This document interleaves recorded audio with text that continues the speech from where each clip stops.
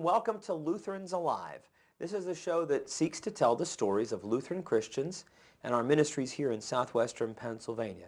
We do that joyfully, believing that God is doing wonderful things for us and through us. I'm Pastor Tony Schneck. Pleased to be your host today on the program, and today we're talking with Pastor Jim Higgins.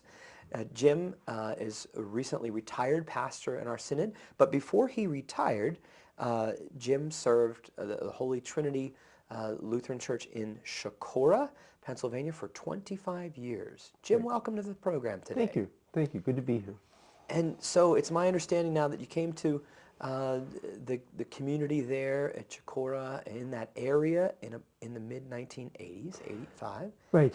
Probably we should tell people where Chicora is. A lot of people may not have heard of Chicora. It's northeast Butler County, about 12 miles northeast of Butler, the city of Butler. And for many people, you just don't have a reason to go through Chicora unless you live there.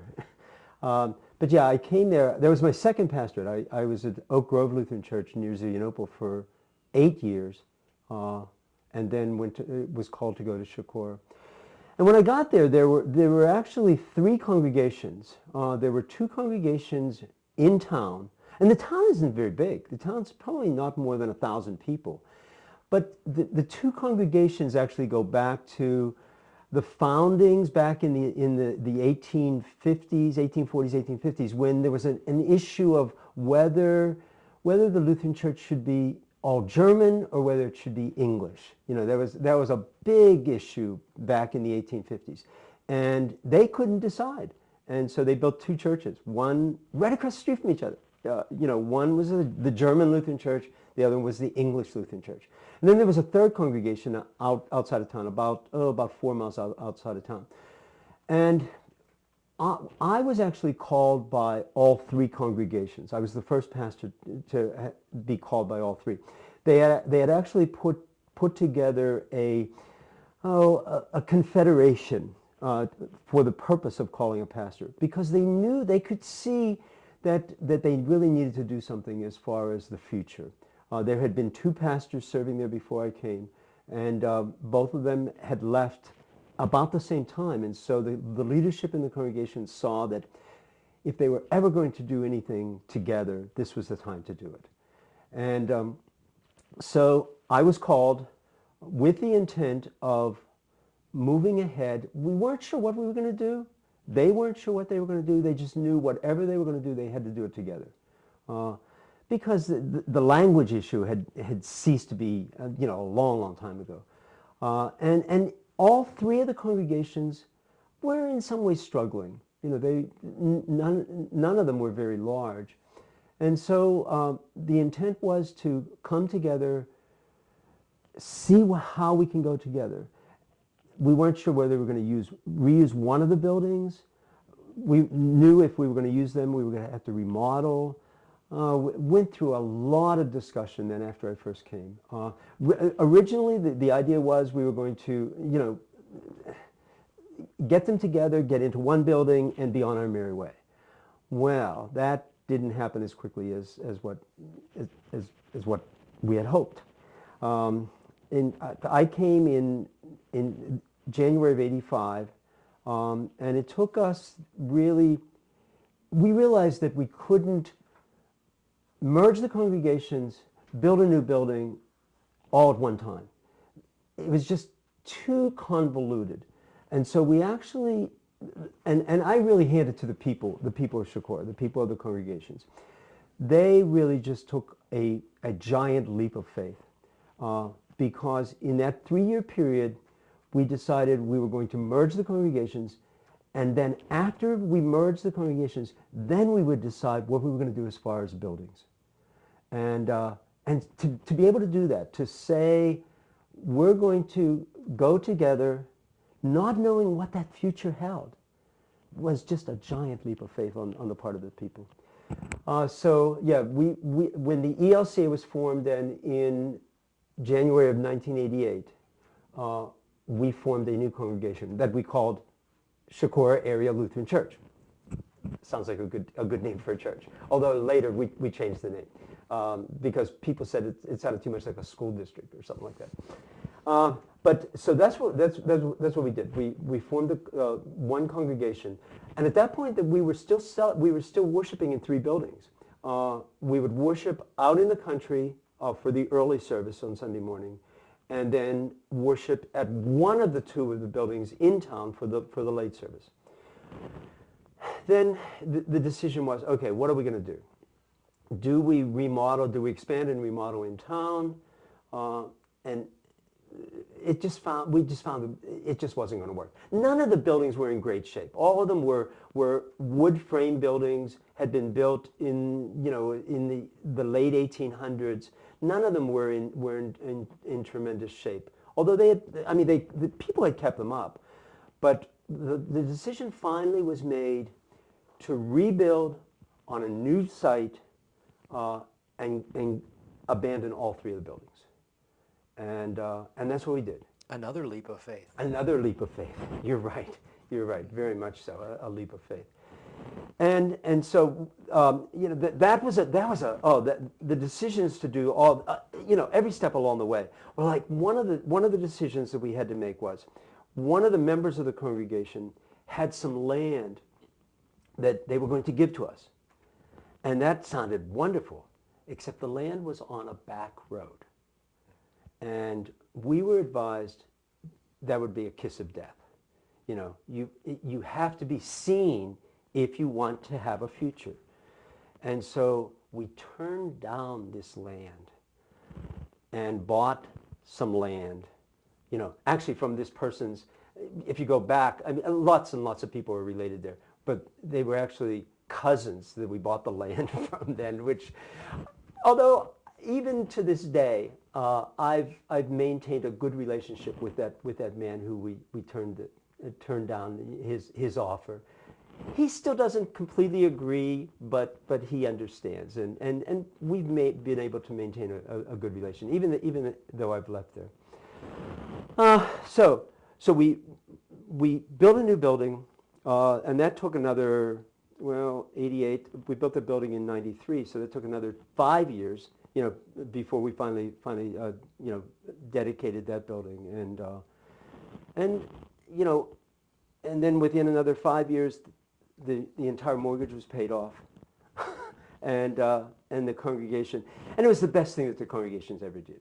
The 3 of them were struggling with the new building.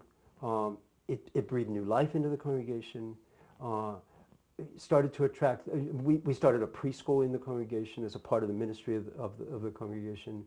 There were other ministries that started. People wanted, community groups decided it was a nice facility. They wanted to start meeting there. We had Cub Scouts meeting there, and Girl Scouts, and an AA group meets there, continues to meet there, and an Al-Anon group. Just blood drives. Just it's become the place to use, which creates lots of visibility, lots of visitors into the building, and then they come back. They see what's going on there, and they come back. It sounds as if those leaps of faith have really paid off, that God has blessed the people there, and so good that they have been so forward-thinking. We're going to hear some more about the congregation and their life together after we take a short break here on Lutherans Alive.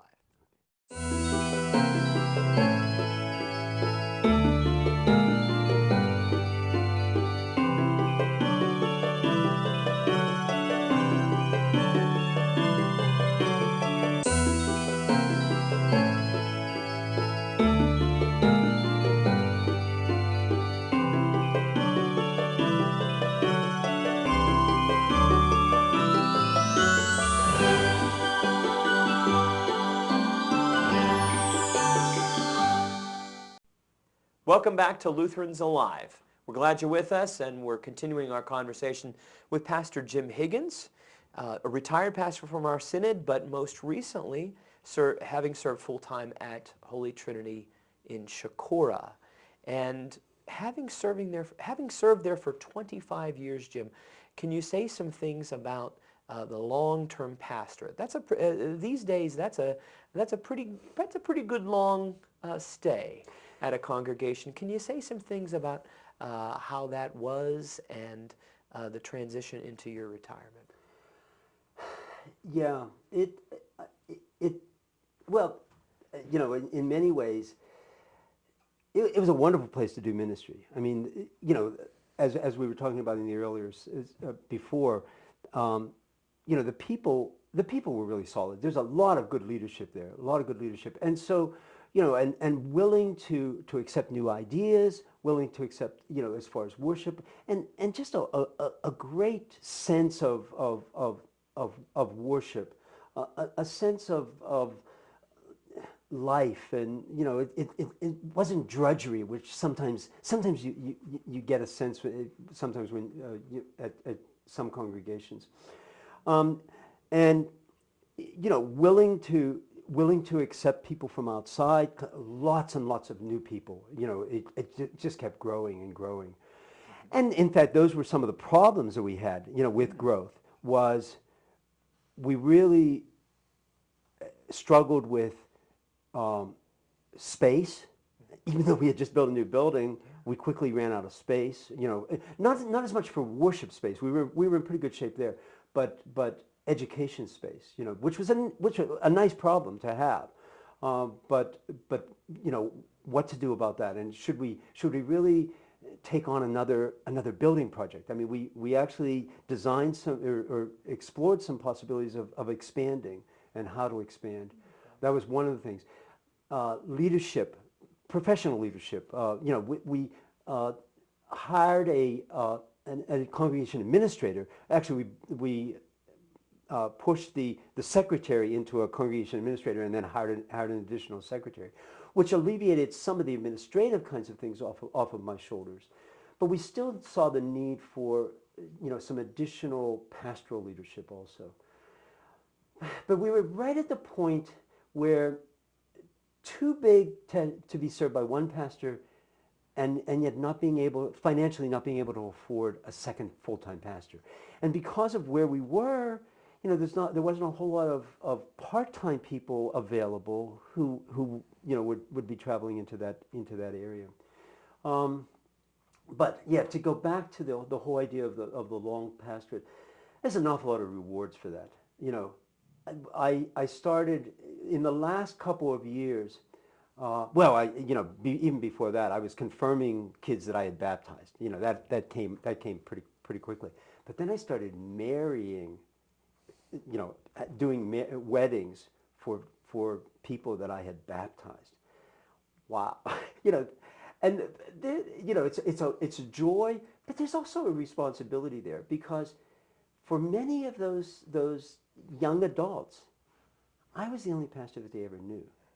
You know, which meant whatever they knew about the faith, they had learned, well, of course, from their parents and other people and other teachers, but they had learned from me, you know. And so, you know, whatever quirks you have, you know, they pick up those quirks too, you know, in addition to hopefully some good grounded kind of theology.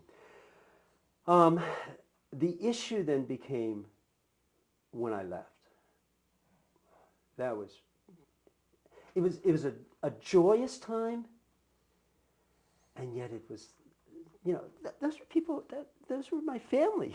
Those were the people that I had got, you know, that I had grown with, that I had, you know, I had married them. I had, you know, had done funerals for parents, for young people, you know, baptized, confirmed, you know, just saw them grow up, you know, and I was leaving, and that was really hard. It was really hard. One of the things that a lot of people may not think of is that it is, in so many ways, a great honor, and that people allow us as pastors into their lives at those important moments, and that's not something that we take lightly. I mean, that is something that I am constantly humbled by the ways in which people will welcome us into their lives when someone is dying and you hold their hand, or when you do that baptism or those confirmations or those weddings, and that's pretty significant. So you had a lot of years of that ministry, of doing those things with those folks. Yeah, and it was hard on me. It was hard on the congregation too, and they were very fearful. I mean, they were fearful of, can they make that transition? You know, we went into that period of time. Actually, the plan was that we would call a second person. You know, we were still struggling with that need for additional pastoral leadership. And so the plan was that we would call a second person, have that person come on board. We would piggyback for maybe 6 months or so, and then I would leave, and then the congregation would call an additional person. I mean, that was the plan. Well, the economy sort of, you know, took the wind out of some of that. And then the call process didn't work out. It took longer than what the congregation anticipated. And so it ended up that I was really gone for about, I guess I was gone about 5 months before the new pastor came in, Pastor Boomhauer, who's serving there now. And maybe in retrospect, maybe God had better plans for us, you know, because in some ways the congregation probably needed that five months of an interim, to an interim pastor there, to break that between me being there and Pastor Boomhauer being there. Now the issue for me is I'm no longer the pastor, and yet, you know, I read in the newspaper somebody's died, or, you know, someone drops me a note saying, "Did you know this or that about so and so?" And, you know, and I want to respond. And I have been, and Pastor Boomhauer and I have had an opportunity to sit down and talk. And he's very, very open to me. I mean, he realizes this was my family. These are the people that I loved and that loved me back. And he knows that you know, that you just don't shut that off, you know. And so he's very open to that. And I really appreciate that, you know, very much so. So, you know, it's something though that I have to deal with, and I'm continuing to deal with it. Yeah. And that's hard because you want to, in one sense, respect the space of the new pastoral leadership, right. But at the same time, the new pastoral leadership, as the current pastor has done, can also honor the ministry that has taken place, and yet there can still be a break there, but there can also be an honoring of each other's ministries, and that's important. And more with Pastor Jim Higgins after we're going to take another break here on Lutherans Alive.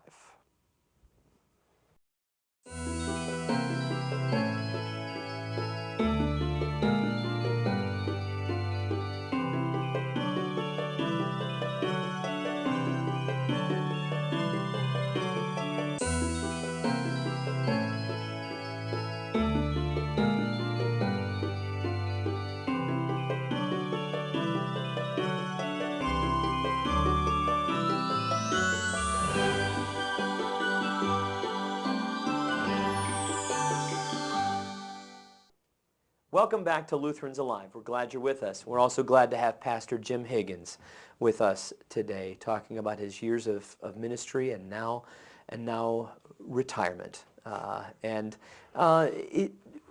a blessing it was that God was able to do some wonderful things there, that he was able to work through you to bring those three congregations together. And whereas in some cases it's sad to lose Lutheran congregations in certain communities, there's also a great benefit in having us work together. And I wondered if you could say a few things about the need for cooperation among Lutheran congregations in our synod based on your experience there in Chicora. Yeah, actually, I've had a couple situations where people have asked me to come in and talk about what did you do in Chicora? How did you do that? And so forth. And one of the things that I'm very conscious of and really cautious to, before I begin anything like that, is to say, yeah, this is what we did in Chicora, but this particular site, wherever we are, is not the same. I mean, no, you can't take a blueprint from here and bring it over here and put it in place and say, this is what you should do. And yet, I see the value, the new life that congregation has, that Holy Trinity in Chicora has, where they were struggling.